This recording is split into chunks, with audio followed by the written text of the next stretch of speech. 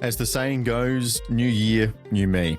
That is certainly an apt description for the leadership of Australian football as we kick on with 2026. We got our first extended look at Steve Rosich in the last few days. The new CEO of the APL has been forced to dive headfirst into some very pressing issues for the A-League in his first 5 weeks on the job. Whilst Martin Kugler is still getting the lay of the land, Monday the 16th of February, his first day as CEO of Football Australia. Australian football is in desperate need for a circuit breaker. Can these two lead the game into a new age of prosperity? A light weekend of A-League football came and went as usual for this season, leaving us with many more questions than answers. Stefan Mauk cops an edition of Are You Valencia Man in Disguise in the ACL2? That would usually be a compliment. Unfortunately, in this case, a greater disguise was required as an ineligible Mauk has likely overturned a 4-0 win for Kong An Hanoi into a 3-0 loss against Tampines Rovers. In one of the great footballing coincidences, not only did both of Ange Postecoglou's successors in the Premier League get sacked within 24 hours of each other, but Big Ange himself also happened to be in the green room of a football podcast when he heard the news. And we have a full lineup of midweek football to look ahead to as well on this episode of the Round Ball Australia podcast. My name is Lachie, Avil, joined tonight by Jacob Stevens. Jacob, hello to you. There's been so much going on in the different corners of the globe that Aussie footballers are currently plying their trade, or managers or personalities of some respect. It is a little hard to keep track of sometimes in little old Australia over here. And they're spreading themselves further and further as well. I mean, it's not just different countries, but different leagues within those countries and different clubs, and there's more and more of them. It's like a weird invasion in a way, right? It just there's this Australian disease that's infecting football around the globe, and we've got to try and stay on top of it, which is never too easy. But it has been crazy, and that Ange stuff too, which we'll get to, was just spectacular. Like, it couldn't believe it when I saw the first stick to football clip of, like, hey, what's his name, Gary Neville going, oh, we've actually got Big Ange in the green room, he's happy to come out and speak. It's like, oh, there's no way that so timing has happened.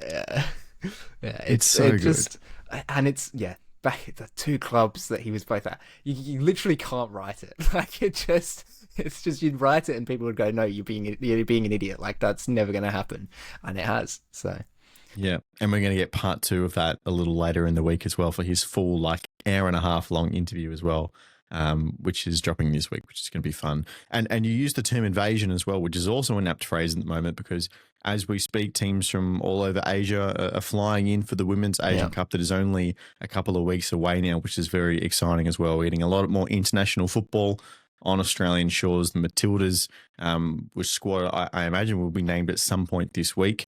I believe 10 days before the first game is the deadline for the AFC to know the squad. So that is coming up very soon. It's only a few days away. In fact, it'd be later this week, wouldn't it? So you can only imagine that announcement is coming pretty soon. But I want to start today with the interview conducted for Steve Rosich on the APL pages. Went for about a half hour long. If you've seen it, I know there's some clips that have been doing the rounds as well. What's your first impression, Jacob? I feel like we can only get so much, because I want to see some third-party media talk to him as well. Yeah, I was going to say, I think it was about as good as you could hope from an in-house kind of thing. Yes. It wasn't the Danny Townsend grand final level, like completely ignoring the elephant in the room kind of thing. They weren't, obviously probing really deep or asking any technical difficult questions, which you would, like you said, would expect from a third party, but it wasn't just super soft, just let them say what they want kind of thing. And to be honest, I think it touched on a lot of the points that a lot of the fan base has been talking about over the last few years as well. Kind of the big one for me was football's place in kind of the hierarchy of Australian sports, and where does the sport itself see where it can be and where it can go. And okay, sure, a lot of it's corporate speak and things like that, but he's a corporate person. That's going to be the case. It's like when if you're interviewing a politician, if you've ever had the, I don't know, I suppose misfortune of ever having done that, you never get a straight answer, and you've got to kind of expect that, because that's just what they do. That's their job. So, you know, people going, oh, it's soft, oh, it's, you know, it's not particularly interrogative or anything like that. Yes, of course it's not going to be. It's an APL interview with the new head of the APL. It's going to be a little bit chilled out, but I think that all things considered, it wasn't the worst, and there were some points that he brought up that, yeah, I thought were actually quite interesting discussion points. So there's the minutiae of the initial priorities that he spoke to, delivering the rest of the season, talking about a broadcast deal, which it seems like there's going to be news on pretty soon, negotiating CBA with the players' union, taking care of the Mariners, which is hopefully only just another couple of weeks away from being finalised as well. And then there's the big picture argument of the growth and engagement, with the two words that he paired together a lot when talking about the long-term future of the league.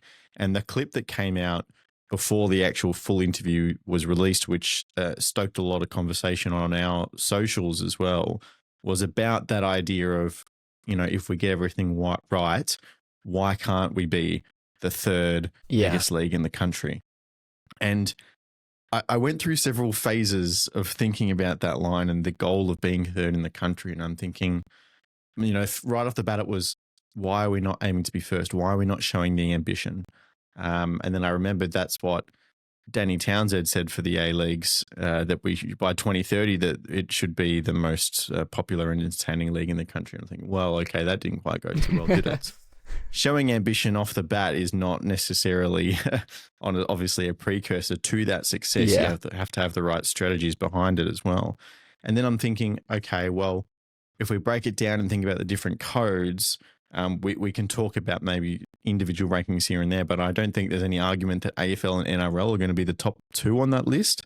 And then you kind of have the Big Bash and the A-League and the NBL and Super Netball kind of in that clump behind it. I'm thinking, well, if that was the case, if AFL are one or two, then why are you not saying like number one in the summer or something? Surely, as you say, with the politician kind of speak, the leader speak, wouldn't that be the better thing to say? You want to be number one in summer? Yeah. Are we saying that NRL or AFL isn't in the top 2 or 3? I don't know. I think there's a couple of things that are at play with that notion. Number one is that the Big Bash, it went through a lull period. It was really, really massive. It was huge. It was the Big Bash, and, you know, would sell out every stadium. You know, crowds would turn up, and that was the thing to do in the summer for a little while. Then, you know, kind of the A-League started to take off, and then that fell away. And now the Big Bash, it feels like, is starting to be back on the right track. And there's, you know, obviously the looming privatization of the league, which who knows what's in store for it there. I don't think it's actually going to, you know, a lot of people seem to think that it means that the league is going to be enormous moving forwards. I'm not so sure about that, having seen how the privatization of domestic leagues has gone elsewhere around the globe. But you know, it's kind of, you're competing with a sport that will sell out the Adelaide Oval most fixtures, right? You're going to get 40,000 people out to most Strikers games. You're going to easily sell out New Year's Eve, you know, and that's great and all, but it's like, you know, you can't lose. Okay, they're not all football fans, but it's 40,000 sports fans. It's 40,000 people looking for things to do on a Friday or a Saturday evening, right? And you're losing that that you can't have at the football, and they're already kind of combating that. And Adelaide do a really good job. There's, you know, very little has there ever been crossover between, you know, Strikers and Adelaide United games. I'm guessing purely by chance. It's just luck of the draw that's happened. But you know, that's not been a massive problem. But where there's cities like Sydney and Melbourne where you've got multiple teams, it kind of becomes a little bit more difficult to avoid those sorts of things. So there's number one, is you are competing with the Big Bash, which is very strong at the moment. Is it going to stay strong? Who knows? But it is at the moment. And number two is a point that was raised. You know, I brought up weeks back, and that Joey Lynch spoke about a while back as well, of every sport in this country is on a 365 news cycle now, where it's, you can't escape it no matter what. So even though the AFL isn't in season over the summer, you're talking about trades or the draft or injuries, pre-season, you're talking about all these different things. So the fans of those clubs are still just really into it there, and they're loving it. And it's kind of taking the Americanization of sports media, where it's got to be constant. There's got to always be a headline every single day for every sport. And so I think you're still competing with AFL and NRL and things, regardless of if it's summer or not, at least for those, you know, kind of media eyeballs and things like that. So I can understand where you'd want to say, yeah, we're going to be the biggest league in summer, or even just we're going to be the biggest league in Australia. But I think it's also, in a way, kind of a tacit recognition that football is not in the best state at the moment, or definitely not as good as it has been in the past, and that it kind of almost needs to re-establish itself in a way, and it needs to get back up into that third place and establish itself there before it can go on to do greater things.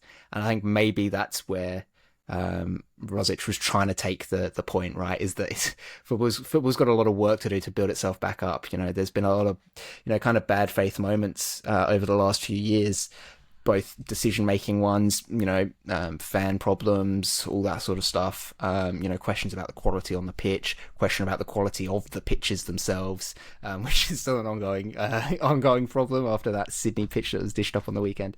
But no, it's, you know, there's still a lot of work for football to do to even kind of be in that conversation yet. So while it's great to aim for it, I think it's worth acknowledging that, you know, there is still a long way to go, and that we've got to set ourselves up somewhere before we can make that launch further forwards. And one of the comments we got, so I saw that clip come out and I posted about it through the Roundball Twitter account or X account, and just said, you know, all these different sports, third the appropriate goal? And Stuart Randall, who was the chief of ESPN Digital, he replied and said, you know, having clubs that can pay their players and the staff and the ATO, obviously one in particular, don't get saved by the league mid-season or don't get wound up completely would be a good start. Then you can work on appropriate stadium deals, engaging your grassroots properly, and then establish a long-term plan for the pyramid. And they're the things that kind of get you there, and then you can go for third. And I think, you know, there's so much talk about what we want Australian football to be, all the individual problems with it. We really can't get too far away from managing the individual steps that are going to be the solutions to those problems. And then if we just nail those little things one by one, then like the third place or even more will just take care of itself. Like I'm very much in the optimist camp that I think if everything goes right, there's enough fundamental strength in football in Australia that it could become the number one sport professionally watched and engaged with, and all those it was getting to that point, right? In kind of the 2014 to 2016 period, it was a real rival to the NRLs and the AFLs. Like it was, you're getting 60,000 out to the Sydney Derby. They're making front page news. You're getting, you know, big players coming in. Okay, that's not the be all and end all, but it's players like a Del Piero, you know, and it's, you know, teams are playing fantastic football with good quality local talent as well as international talent, big name coaches. Like it was really starting to build itself up. And I think that's kind of, maybe it's a little bit of rose tinted glasses, but it did feel like at that time it was a genuine competitor. So there is no reason why it can't get back to that. It's just a lot of work. And it was really challenging for like that number 2 spot in the individual states, right? Yeah, so like your Queensland and New South Wales, you got a lock on rugby league. You kind of WA, SA, Victoria, you kind of got a lock on footy. But the number 2 football code in there, the A League, was kind of challenging. Yeah, 100%, and like challenging well too. You know, you're getting, you look back through crowd figures and stuff, and that was when those that's not the best way to, you know, evaluate the strength of the league or whatever, but that was when the crowds were the strongest across the board. You know, you were selling out Adelaide, Perth, Brisbane were getting really good crowds. Obviously, your Melbourne teams were strong. Wanderers were in that kind of early period of their existence where they were having a lot of on-field success, and they were, you know, reciprocating that off the field with great fans. And Sydney were then stepping up as well to try and, you know, rival that. And it just was, everything was kind of working together. It's this idea of, you know, steel sharpens steel, where you know, the better that one thing is, everybody else wants to be like that, so they're going to keep doing it. And, you know, like you said, you're then getting the individual states where it's challenging. Maybe a bit less in SA, where rugby league isn't. It was, the Adelaide Rams were around for 2 years in like the early 2000s. It's not really a thing. Football has always been pretty strongly second, but I think in that time period, it was arguably, like 1.5. Like it was just a step and a half behind where the AFL was. So like we have kind of been in that situation as a sport in this country. It's about, like you said, there's a lot of little things that need to happen to even get ourselves to the point where we can work towards that in the first place. So I don't think that Rosich is under any disillusion that it's going to be easy, and I don't think he's under any, illusions that unlike Danny Townsend, that we're going to be the number one sport in the country by 2030. It's a little bit too ambitious for him, and I kind of can respect that a little bit. Be a pragmatist and look at where we're at as a sport and what we need to do. So I don't hate the call for it to be third, but I do like some of those arguments that we did see on social media. Things like, how about we just be sustainable for a while? Clubs can actually support themselves. The league can support itself while still generating good talent and playing good football. So, it's good to have your sights set forward to what we can be and what we have been in the past and how can we replicate that. But it's also worth addressing where we're at the moment and what we need to do to get there. Yeah, we've got to get rid of the red flags, and then we've got to start putting in place the building blocks for the next 3 to 5 years. So one of those red flags is the Mariners. Rosich said that they are down to a short list of potential investors, and they're in ongoing engagement with those people on the short list.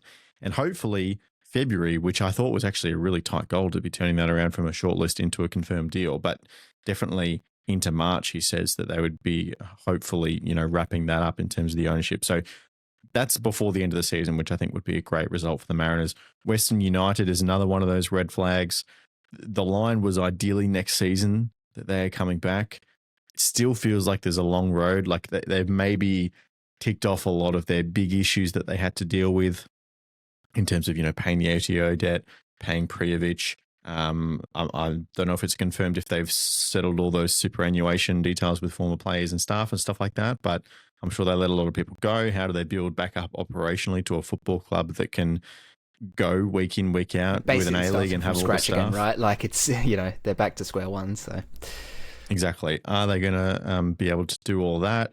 Canberra United, are they going to be able to secure the future of the women's team in addition to locking in an investor to have the women's and the men's license as well? Again, apparently parties interested, but, that has to be dealt with. We've heard that line for a long time.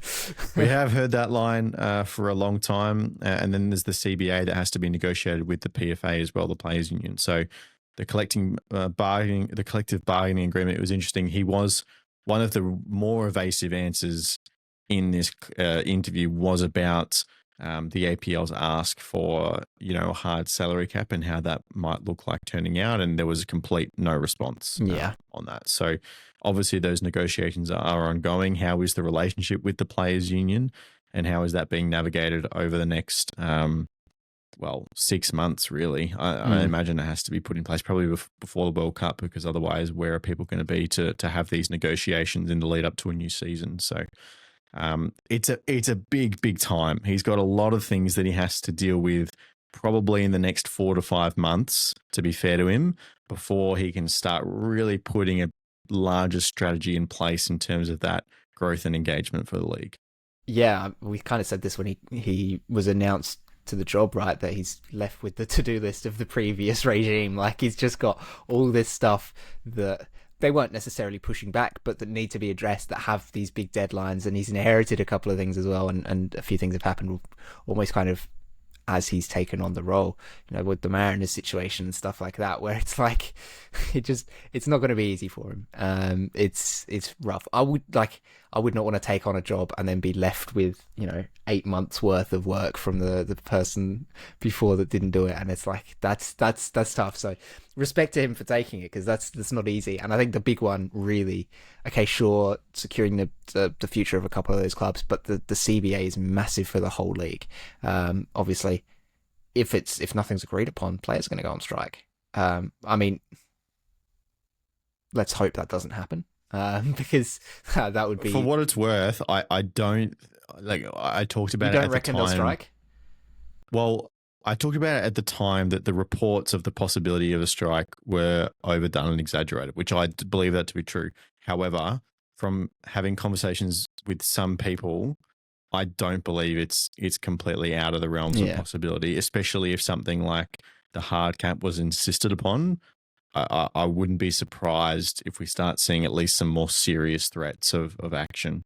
Yeah, from the players. So that's a really tricky one to navigate, because I mean, people have been calling for a hard cap for a while, and it'll level the league out and things like that. Not that, I mean, as evidenced by this season, the league needs any more leveling. I think I think that's as obvious to see by anyone. But people have been calling for it, and it's that difficult thing of the fans. Then who do you side with? You side with the players, where it's like we want our fair dues, like our fair share. Like if you put a hard cap on us, you're capping the amount that we can earn realistically.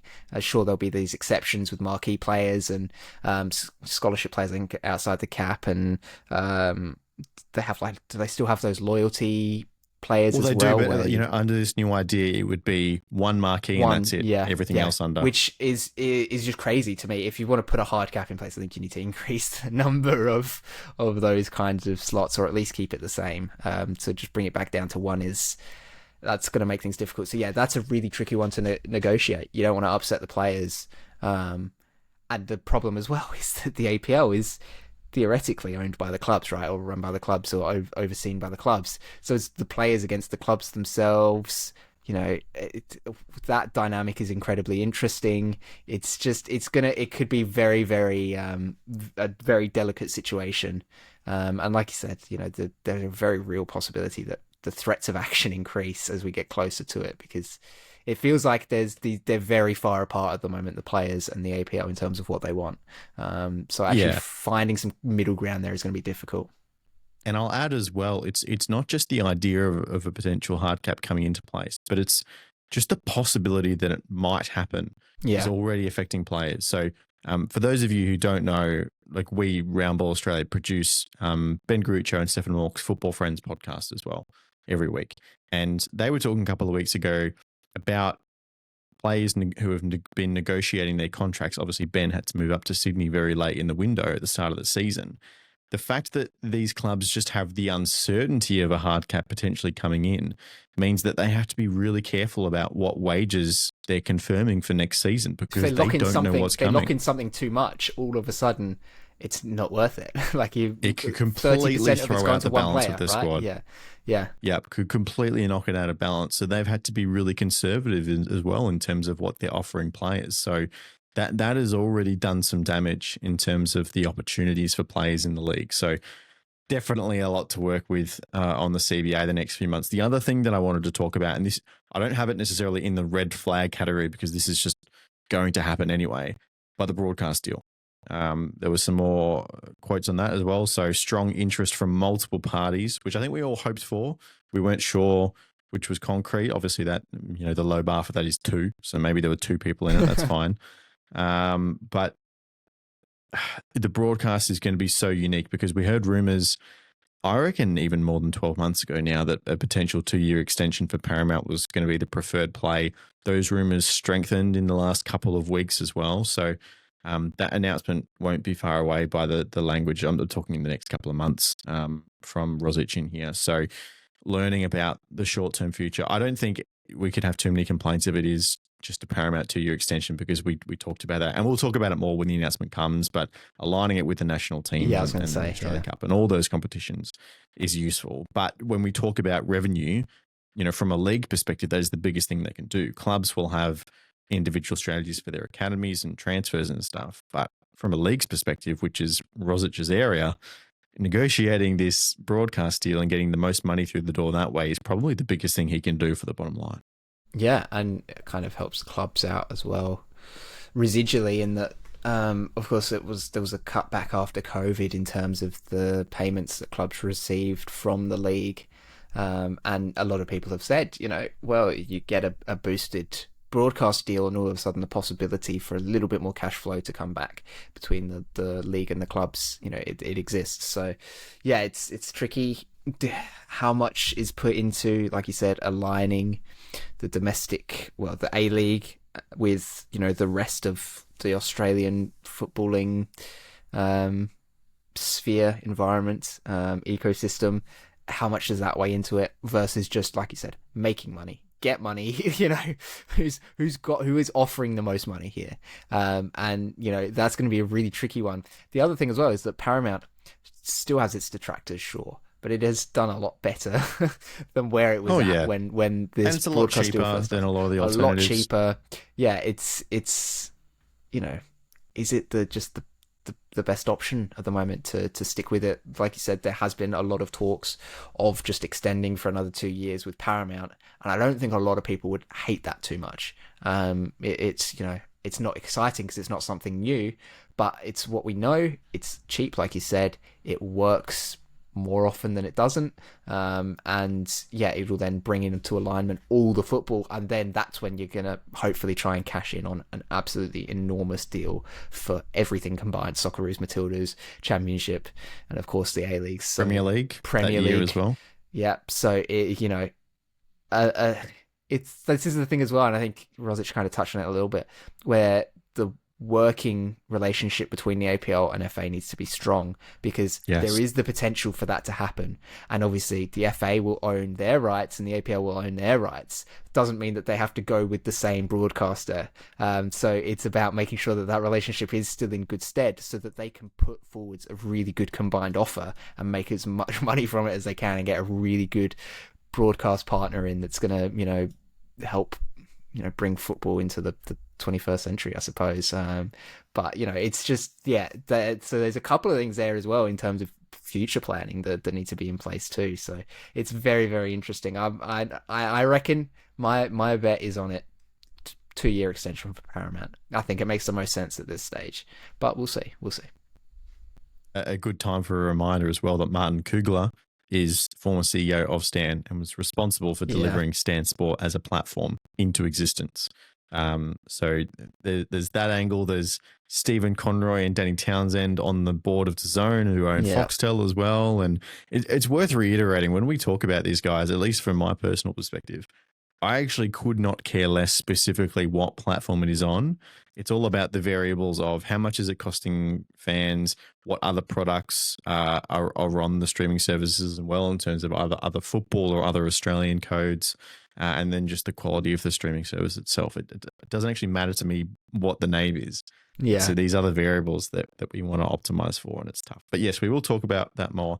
And it's a good point you bring up about the collaboration with Football Australia as well. Apparently, Rosich said that he's going to meet with Kugler this week for the first time, and at least face-to-face in an official capacity. So hopefully, that spirit of cooperation that we've seen grow definitely from the APL and Football Australia in the last 2 to 3 years. Hopefully that's, this opportunity as well really allows for just a kind of blank slate. 2 fresh faces, don't have any baggage from the ugly split of 2020, and can just move forward together, hopefully for the good of the game. That would be really encouraging to see. And collaboration is in sports in general. There just needs to be more of it, to be honest. Like, it's, at least here in Australia, I don't know what it's like elsewhere around the world, but it feels like everywhere you look, every sporting code, it's just division after division after division. And, it's like, guys, if you just came together, things would be so much easier for everyone involved. So yeah, fingers crossed, like you said, clean slate, 2 guys who have none of that experience of what has happened in the past, and they could just go at it of, this is going to be the best for everybody. That would be an ideal world, right? Absolutely. All right. So Martin only had his first job today as we're recording on Monday the 16th. So we'll let him get settled in, and I'm sure he'll have obviously they had the press conference, which I thought he spoke quite well at, but we'll see what comes out in the next couple of weeks. And I'm sure we'll talk more in depth about his first movements as head of Football Australia as well. But let's dive into the football on the weekend. Obviously a shortened week with buys caused by Melbourne City and the Bulls in Champions League football in Asia, both last week and this midweek coming. So just the 4 games, but I think Sydney dropping points and losing to Adelaide United, Jacob, on Saturday evening is one of the biggest stories. It feels like this game now coming in against Auckland on Tuesday night, which we'll get to, fronts up as a massive 6-pointer for premiership hopes. And, Sydney are the only team in the entire league to have lost 4 out of their last 5 games. They're on that kind of run of form. And it's not like they weren't in this game. They had so many chances. I think, if you take away Devonish Mears' error right at the end, the 2 keepers were probably the best 2 players on the pitch for this 90 minutes. Easily. Yeah. It was a case of, I think a lot of the sentiment at the end of the game, when I saw it repeated a few times, was neither team deserved to win. Both teams deserved to lose. With like the way their outfield players performed was just diabolical for most of the 90 minutes, and it was the two keepers that were actually doing their jobs relatively well. It was so transitional so early in the match. There was no midfield from either team, and that's what really shocked me. I thought that was going to be the difference maker, where Sydney's kind of more experienced technical midfield would kind of overpower Adelaide, and the likes of, Johnny Yull, Ryan White, as fantastic as they've been this season, I didn't think they'd get a foothold in the game. But it was the opposite, where neither midfield got really a foothold in the game. Johnny Yull had his moments in the first half to do things, and it seemed like every time he got the ball, it was a bad touch or a bad pass or a bad shot or a bad cross.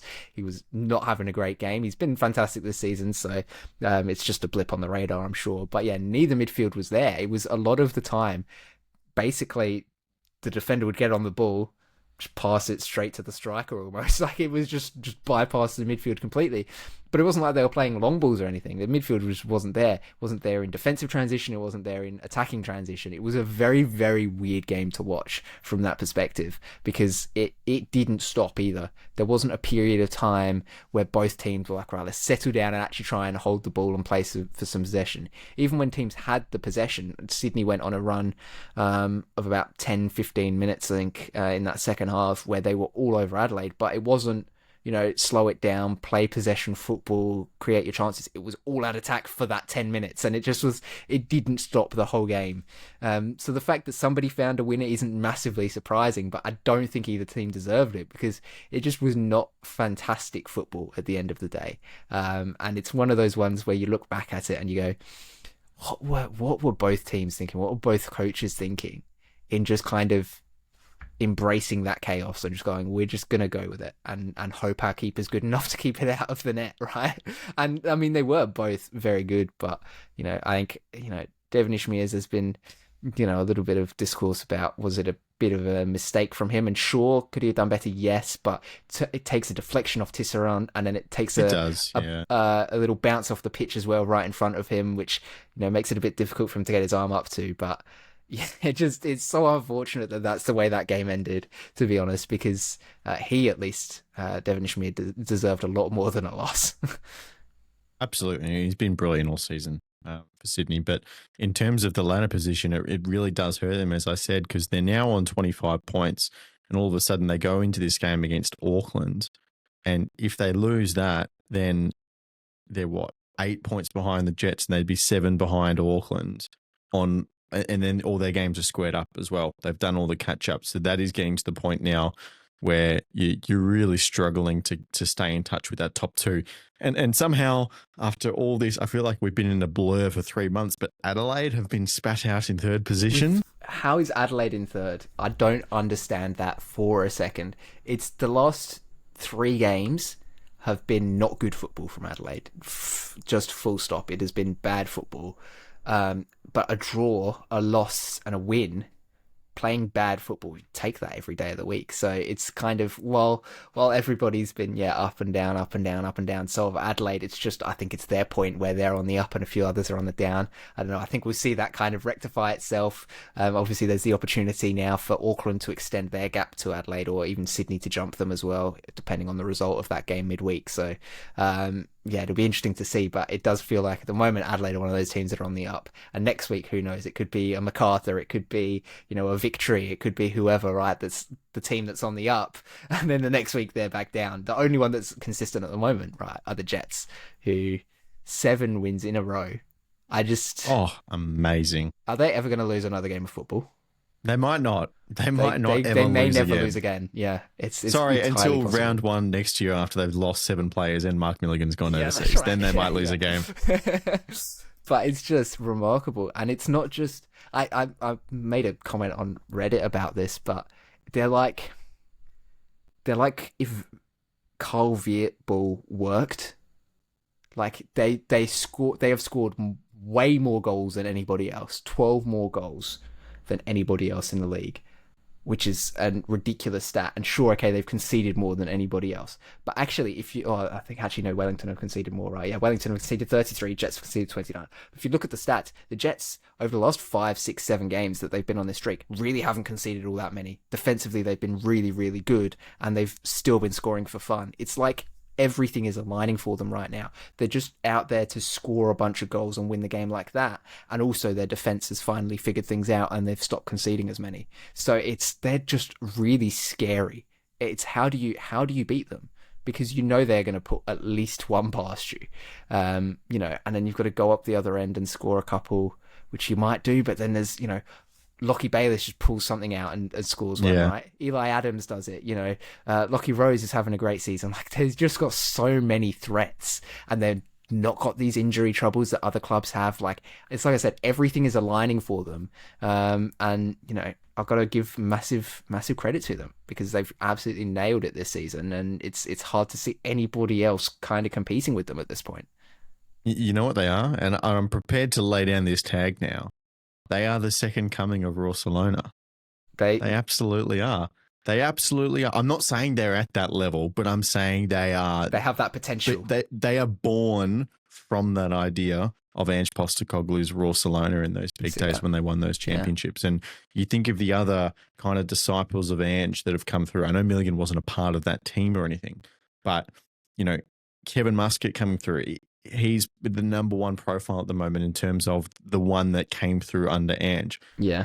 But he doesn't play, at least when he was at the Victory, I'm talking in terms of A-League exploits, right? He's done some very impressive things overseas. But in terms of the A-League team at Melbourne Victory, it wasn't as much that really kind of free-flowing, really fast-paced, go forward at all cost kind of football. It relied on a lot of creative tens and pacey wingers, and then Berisha at top with that passion about him, just to kind of sheer force of will his way, and maybe cut one or two lines to the VAR cables in the Hunter, and then you get your A-League championship, right? But this Jets team, it has those traits of that Raw team. It has the speed. It has the let's go forward all the time, play forward passes, no backward steps. Let's take risks in the final third. Let's play the back heel, the interesting over-the-shoulder no-look pass, because if you get it right, you're on the end of goal. Take a risk, right? It's about risk-taking. Take a risk. Too many teams nowadays are risk-averse in football, where they're like, take the safe option in possession, just keep the ball, or defend, don't commit to tackles in defense, because if you fail, it's either a foul or they're past you, and then it's a big problem. So just jockey and give them all the space. Like, teams have become way too risk averse, and Mark Milligan and the Jets have gone, let's capitalize on that. If they're going to be risk averse, let's not be, right? Let's take risks, right? If they're going to give us space, let's run into it. Let's carry the ball. Let's play those forward passes. Let's take a shot. If we're in space around the edge of the box, take a shot.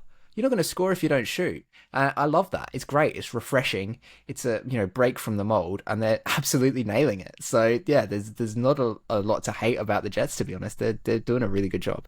It's just simple things, and I will die on this hill. I think it is one of the easiest things to do that every single successful A-League team does really, really well.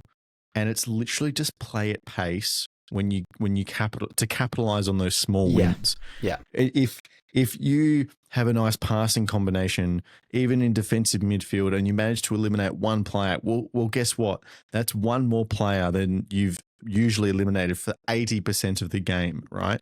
Teams are good at sitting in defensive structures in the A-League. So if you manage to break that up, you have to take full advantage of that opportunity. And Daniel Wilmering has to fly down the wing if he's got space to run. Yeah. And he's not just dawdling because he's built a player and he's happy and he's looking for the next pass. He knows that he has to attack that free space to get the most out of it. And it's simple things like that. They take their corners quickly. They got a goal at Perth for just taking a corner quickly, and Perth weren't set up, and just playing with that pace. And because of the heat in the A-League, and I think we've kind of just settled into that rhythm, teams are sometimes very comfortable. We saw it a lot in Sydney, Adelaide, because of the situation, because it was so transitional, because there just wasn't that real push. And I know it's hard in the heat and everything, but to get back in those shapes, so you got to take advantage of the opportunities when teams aren't in that shape.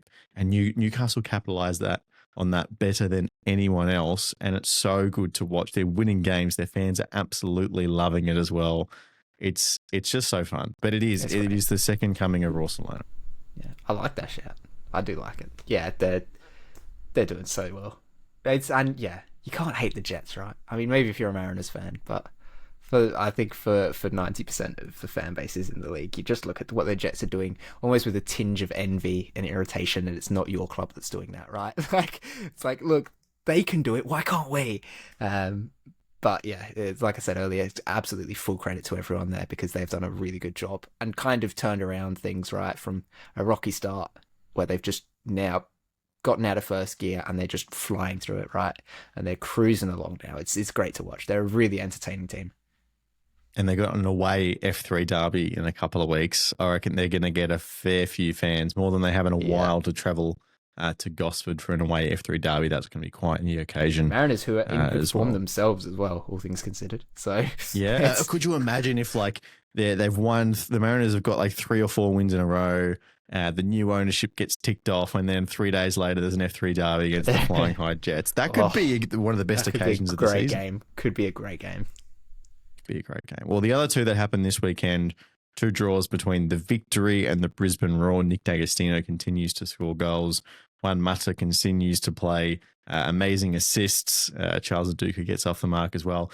And then the Wanderers Wellington. I couldn't believe the Wanderers managed to lose this game, much in the way that Wellington Phoenix have thrown a couple of I was going to say Wellington know how to do it. Like, they've watched it happen to them a couple of times. So they're like, right, we're 2-0 down at halftime. We know how to win this game. We'll get something from this game now, right? Like, we know how to approach it in that second half. So I don't know, maybe they've learned from their mistakes, and instead of drawing from 2-0 up, they're going to draw from 2-0 down. And as a fan, I don't know which one you'd prefer. Presumably the comeback, right? Like, you'd prefer your team to come back, but then you go, well, why can't you just not concede those goals early on? I don't know. But no, that's it is funny that they've flipped the script there. And you mentioned Charles Nduka, and I want to touch on that finish because it didn't seem remarkable. It was a little chip over the keeper, right? But I think what it shows is a mentality. And, you know, he had that kind of cheeky handball, what was it, last week? So funny. Hand of God attempt in 2026. You got to respect it. I think it's a mentality thing, and it's him going, how many strikers in the league wouldn't attempt that chip? Probably the majority of them. They would try and beat the keeper, or they just hit it straight at the keeper, or they try and take that shot almost first time. He didn't. He thought, nah, you know what, I'm going to take a touch, kind of cushion it down and get it up over the keeper because I know he's going to be advancing. I know he's going to come out off his line. I kind of like that from a striker. I like to see that. And I think the celebration it was kind of like arrogant as well. Yeah, like, that's what I mean. That's what I mean. Like, it's like he heard everyone going, oh, he's from the J3 league, he's not going to be any good. And he's going to go, actually, no, I'm better than, you know, the other options for victory at striker, right? And actually, if you run me through the algorithm, I'm guaranteed to score 7 goals this season. Yeah. But it's that, like, yeah, just taking that chip and actually just doing it. And like for kind of his first chance of the game as well, not even trying to get his eye in and just being like, oh, you know, I'll just take a shot. No, I'm throwing goal. I'm going to beat the keeper the best way I know how. If he's coming for his line, I'm going to chip him. And it works. Like, I really, really like that. And I think that's a scary thing for fans of other teams to see a victory striker doing that, because it goes, oh goodness, okay, yeah, they've got a number 9 again. Of course, it's one game, so we can't say for sure that he's going to go on and be incredible. And he did fluff a sitter in the last couple of weeks. But that's kind of classic A-League striker, right? Is you're going to miss. you've got a, you know, a kind of quota of those a season that you have to miss. And especially this season where it feels like nobody's scoring goals at any great rate, to be honest. It feels like most strikers have been missing those. So, you know, it's not like the spotlight's on him. But yeah, I think the intent from him is there. And that's the thing that we maybe haven't seen from the likes of Virgos, right? Where it kind of just feels like a lot of the time he's going through the motions. He'll have games where he does really, you know, kick in and have a good one, and you can tell that he's there to score goals. But at other times, it kind of feels like maybe that's not the case. With Nduka, it feels like, at least from what we've seen so far, he's got that mentality of, I want to make an impact, I want to score a goal, I want to be a nuisance, I want to handball the ball around the goalkeeper and, you know, try and, I don't know. I still don't understand what he was thinking there. But yeah, like, it's got that intent and that mentality, which I think was kind of lacking from the victory up top. So I think that's a kind of scary proposition for them. If it comes good, right? If he can keep himself grounded, if he can keep working hard in training and things like that, then I think his mentality has him in the right spot at the moment to really capitalise on what's a lack of ferociousness up front for victory. All right, let's move on. We still have a fair bit to talk about, so we're going to progress. But Ange Postecoglou, the week that's gone on in English football is just, as we touched on at the top, it's just absolutely hilarious, really. We get the news that Thomas Frank has been sacked, and then we get the clip from Stick to Football coming through that Ange is going on the podcast, and then by the time I didn't even see it that night when it was released, but the next morning when I saw that it was out, all of a sudden I'm seeing notifications that Sean Dyche has been sacked as well for Nottingham Forest.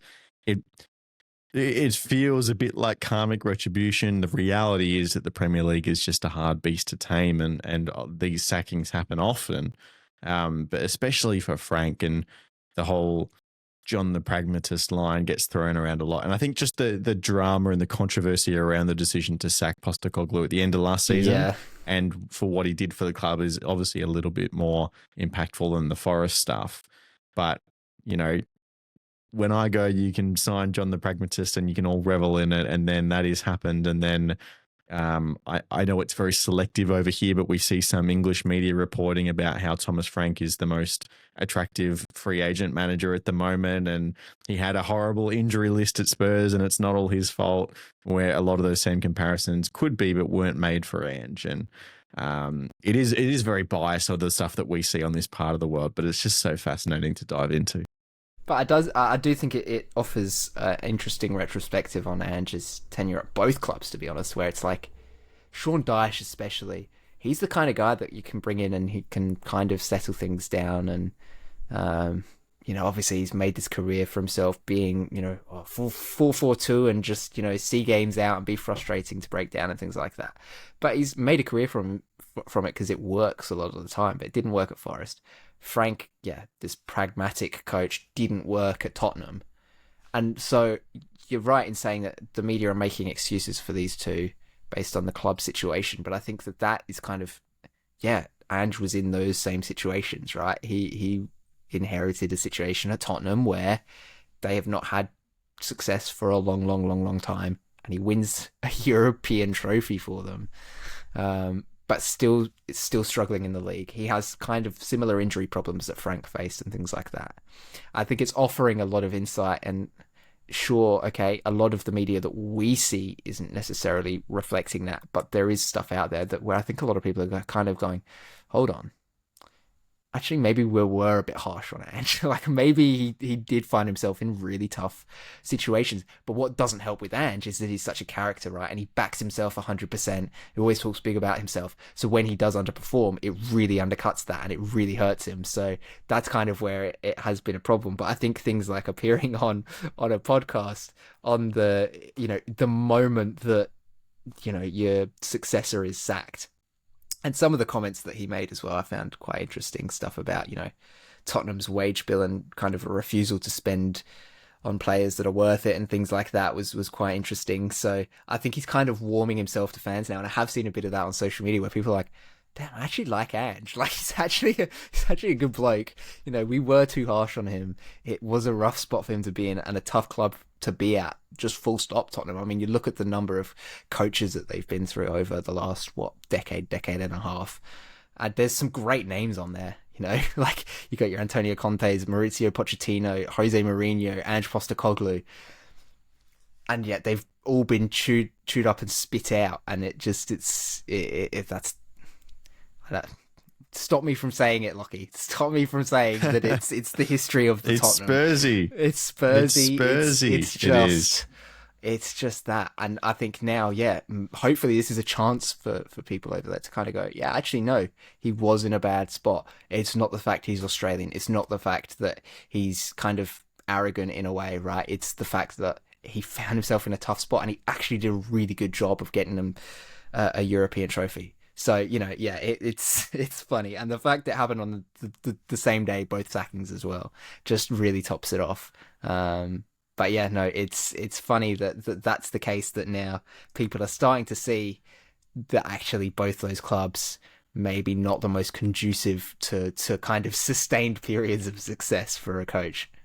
Yeah, and I think people have recognised the pattern now. I mean, the language that Ange was using when talking about the club was like almost antagonistic. Like it wasn't it wasn't Ange and Tottenham on the journey together. It was Ange was there, won a trophy, and then they're different entities where it felt like it was him and the players, right? Not the club. Yes. A lot of the time he's talking about himself, he's talking about the players and the systems that they've put in place. He's not talking about how great it is for Tottenham, Tottenham have made a final, we've made a final. It's like it was his personal project. It echoes actually a sentiment that Jose Mourinho had when he left. He's like, there's only one club that I don't want anything to do with, and that's Tottenham.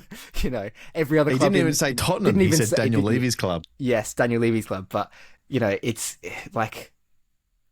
that's just the situation. That's the club that he's at. Yeah. And fans have recognised that pattern. Like Ange would not talk that way about a South Melbourne or a Brisbane Roar or a Yokohama. He was a part of those clubs and doing something special. And that is what attracts him to these jobs. It's what attracted him to Nottingham Forest as well, being a European Cup champion and wanting to build that club back up.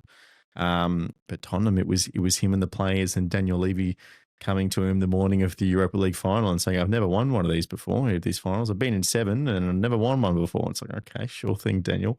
But it's just so fascinating. And I think people have seen the pattern from Conte to Mourinho to Postecoglou as well. And the conversation's a little bit deeper now. And look, what happens with Ange next, who knows? I think there's so many variables.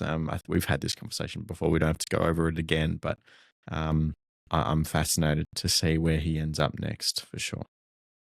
I want to go now a little bit more in depth on Stefan Mauk. So I mentioned this off the top in the fact that he played in a game for Kongan Hanoi in the ACL2 last week, which they got up 4-0. And it appears now we know that he, along with one other player as well from the Kongan Hanoi team, should have been suspended due to 3 yellow cards picked up in the group stage. However, for multiple reasons, which I'll go into, that was not picked up before the game. And then he played, and obviously it appears now that that's going to be a forfeit. So step one is that, Jacob, we kind of saw this happen last year. Slightly different circumstances, granted, because Valère Germain was playing for MacArthur 2 years ago in the AFC. Yeah, it was the AFC Cup back then when they played. And he got a 3-game ban for a post-match incident in that ASEAN zone final against the Mariners. Yeah. Then obviously he transferred to Sanfrecce Hiroshima, who were playing in the same version of that competition. It probably would have stood for any AFC competition, club competition really, but it was the same competition essentially. They didn't pick up on that. And then he played in the quarterfinal. It didn't come out until it was like somebody was like, hang on. I think Lion City reported it, didn't they? Lion City reported it, and we're like, he had a red card, I'm pretty sure. And that was it. Like, nobody picked up on it before the game, nobody picked up on it during the game. It wasn't until after the game was done that anybody actually kind of realised, hang on, he shouldn't have been out there. Yeah, so that was a 6-1 win to Sanfrecce that was overturned to a 3-0 loss. And then Lion City Sailors went on to hold that lead in the second leg in Lion City. And managed to obviously progress and then beat Sydney FC in the semi-finals and go on to the finals. So that was a massive shake-up of this tournament.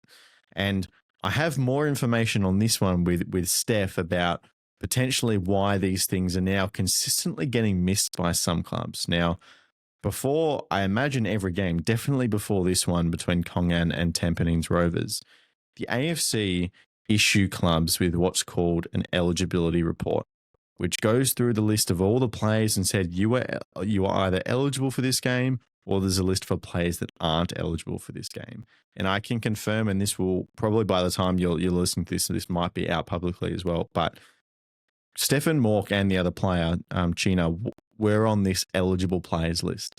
So Kongan Hanoi received a document from the AFC saying that Stefan Mauk is eligible to play this game. Now, was that a mistake from the AFC? Who knows? I don't know if they go over these things or it's whatever.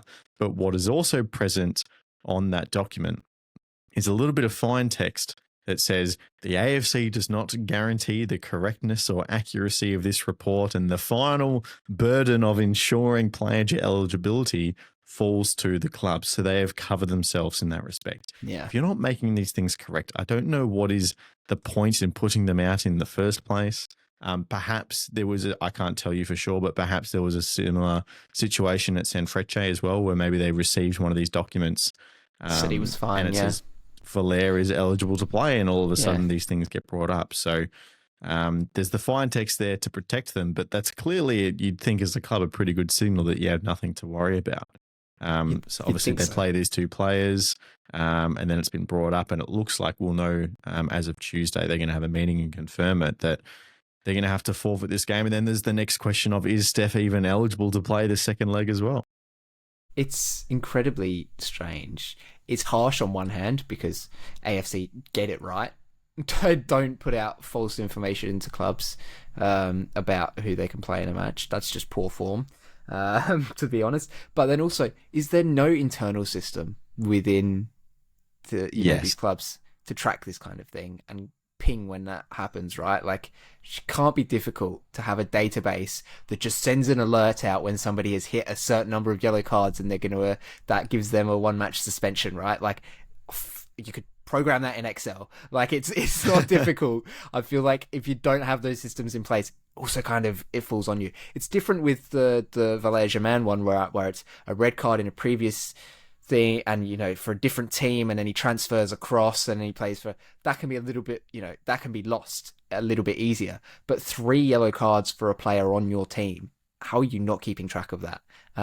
So while it's a shame that the AFC are sending out these lists that are just wrong, demonstrably incorrect information on them, it's also, the club should know what is going on with their own players. They should know how many yellow cards their own players have. Somebody should be keeping track of that. It's not like it's an amateur team, right? Where everyone's, volunteers and they don't actually have the time to kind of go through all that. These are professional football clubs and they can't keep track of how many yellow cards players have. I mean, it's not difficult, guys. It's really not hard. So yeah, forfeit. Is Mauk eligible to play the next game? I'd say. My understanding is yes, because the forfeited game counts as a suspended game served. Which is fair enough because the result doesn't count, right? So his impact has no bearing on the outcome of the game. That's fair enough. But yeah, it's just, you've got to do better as a club as well. Like, come on, guys. What Absolutely. Are you doing? So if you want to hear more about this from the horse's mouth, again, by the time you're listening to this podcast, the latest episode of Football Friends will be live on Football Friends with Ben and Steph YouTube and the Spotify as well, where Steph talks about this in detail for a good 15 minutes or so. So go over there and check that show out as well. Finally, let's take a quick look forward at the lineup of midweek games we've got this weekend, Jacob. So not weekend, sorry, midweek. Already means not weekend. Sydney versus Auckland. This game is going to be back at Leichhardt Stadium because that was the original fixture as it was scheduled on Tuesday night. Then Melbourne City play at home on the Wednesday, their final match day of the league phase in the Champions League Elite against Gangwon. Melbourne City are already through, but a win would, I'm pretty sure, secure top 4, which would be great. It means they play obviously a team that finished below them in the league phase in the round of 16 as well, but also have that second leg at home in that round of 16 tie, which would be massive. Yeah, that's huge. And I think we're all kind of on the train of, hang on, this could be a really good opportunity for them. They've played good football so far, sitting in a really solid position. Like, it feels like, is this the best that an Australian team is going to do at the Champions League in a long, long time? Well, it's like, victory in that COVID year was probably the last time an Australian team was semi-competent in the Champions League. Got to the knockouts, yes. Knockouts, yeah. And I think City could potentially go further. Like, I think they could win some knockout ties, at least with the way they've played in Asia. Sure, their league form hasn't quite matched that, but we were just talking about Tottenham. They did exactly this in Europe last season. Yeah. The league they were like, yeah, okay, we're out of this now. Stave off relegation, focus heavily on winning that trophy in Europe. I think City could do something similar. Maybe winning it's maybe it's a bridge too far, but I think they can be a genuine contender. They're in a really good spot. So this is a big opportunity for them, and it's a kind of match you don't want to get away from you, because you're just going to look back at it and go, what could have been. Like this could have been, it's could have been so much better for us. All these benefits of winning this game, and we've kind of thrown it away a little bit. And then yeah, that A-League fixture, Sydney and Auckland, we've already mentioned, is a 6-pointer. I think Auckland win it. Sydney are on the ropes at the moment. They lost the first leg of this fixture, as we've been saying. Then they lose to Adelaide in agonising fashion. I think it's all against them at the moment. This is Auckland's game to lose, which, you know, has huge ramifications for the table, because you mentioned earlier, Lachie, they're starting to pull away from Sydney and from Adelaide. It's the top two of Newcastle and Auckland then are starting to solidify themselves with a bit of a gap, and then it leaves everybody else behind, kind of fighting over scraps. So I do think Auckland will probably be favourites in this one, and that means some interesting things. Maybe we'll see a title fight. I don't know. I think the Jets are still too good, but it will certainly start to create a few different groups, which we haven't necessarily seen so far this season in the A-League.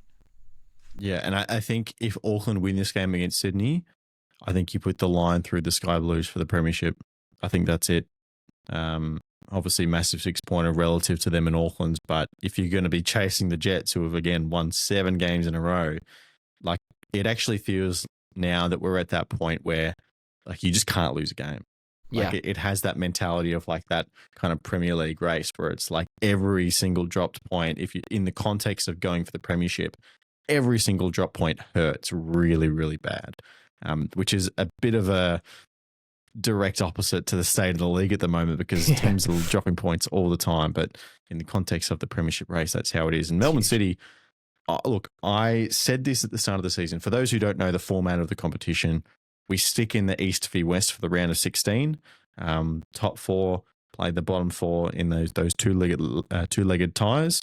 And then the winners of those ties, so 4 from the East and 4 from the West, then go to a centralized location, which for the first, I think, 5 years of the tournament will be Saudi Arabia. Shocking. And then you play, single leg knockout games in the quarterfinals, semifinals, and finals over the course of about 2 weeks to finish off the competition. And I said at the start of the year, that should be the goal of Melbourne City, to reach that final 8 tournament. Yeah. And if they finish with just a point in this last game here, then they're going to finish in the top 4, which means theoretically they are the favourites to win that tie and then move through to the final 8, which would be really, really cool. But the game with the most jeopardy on it, 100%, Jacob, comes on Thursday night between the Macarthur Bulls and Bangkok FC. The Bulls are 2-0 down Milej Stejovski's side. They didn't have a good rub of the green over in Thailand last week. They lost that 2-0, as I said. This is a mountain to climb. I think that kind of like 1.5 goal mark is kind of what you're looking at for these two-legged ties. Even if a team loses 1-0, but you're coming back home, especially in Asia, you think, okay, you probably still have the slight edge because all you need is that 1 goal, and then all of a sudden you have the momentum and you're at home. But 2 goals, all okay, you actually really have a little bit of work to do here. Yeah. Is Mitch Duke eligible? That's what do you mean? That could be to play in this fixture. Oh, he was for the last one, wasn't he?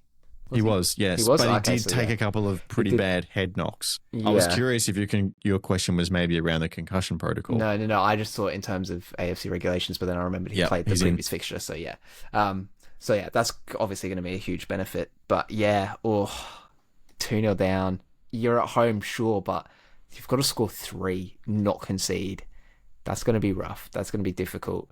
And this one hurts too, because Macarthur was so brilliant in the group stage.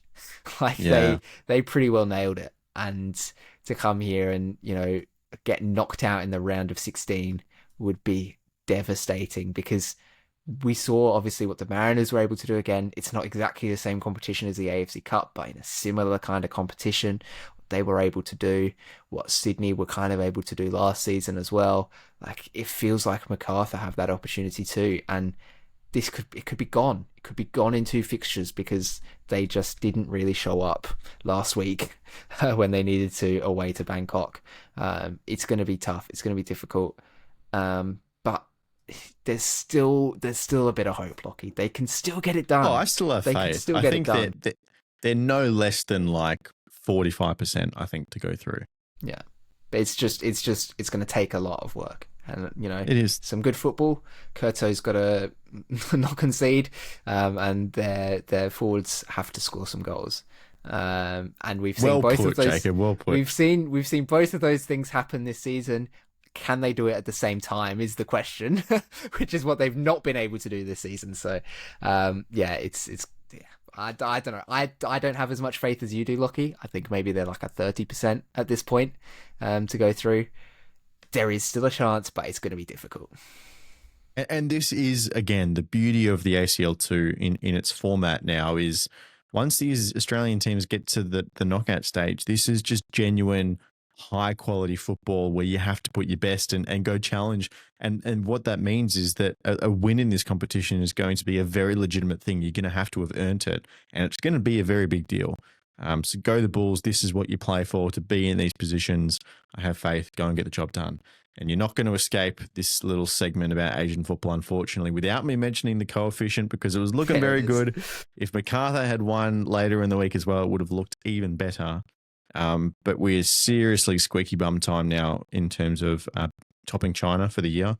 So the kind of, I post this on Twitter pretty much every week. We have Asian football, so go follow me there if you want even more further in updates. But effectively, we are less than 2 points away from China now. So, and these are totals that go to like 45 and 50 on our kind of scale. So we are really, really close. Assuming that John Aloisi doesn't pull off a miracle for Chengdu in the final match day of the ACL Elite. No Chinese teams will make it through to the knockouts of either competition. So we just, if the Bulls win this week and progress, that's pretty much it locked up. But if then, City go on to win their round of 16 ties, well, that's also a lock up. So we just need one of these ties to go our way, and then we will top China. And we'll gain an extra preliminary spot into the ACL Elite, but that would also fall back into the ACL2 if they weren't successful. So really, really exciting times. That's it. I think we've got through all of our topics. Jacob, thank you very much for joining me tonight. Again, apologies to the audience. We didn't get a little Monday morning episode this week. It's not going to happen every single time, but we will always be here on a Tuesday no matter what.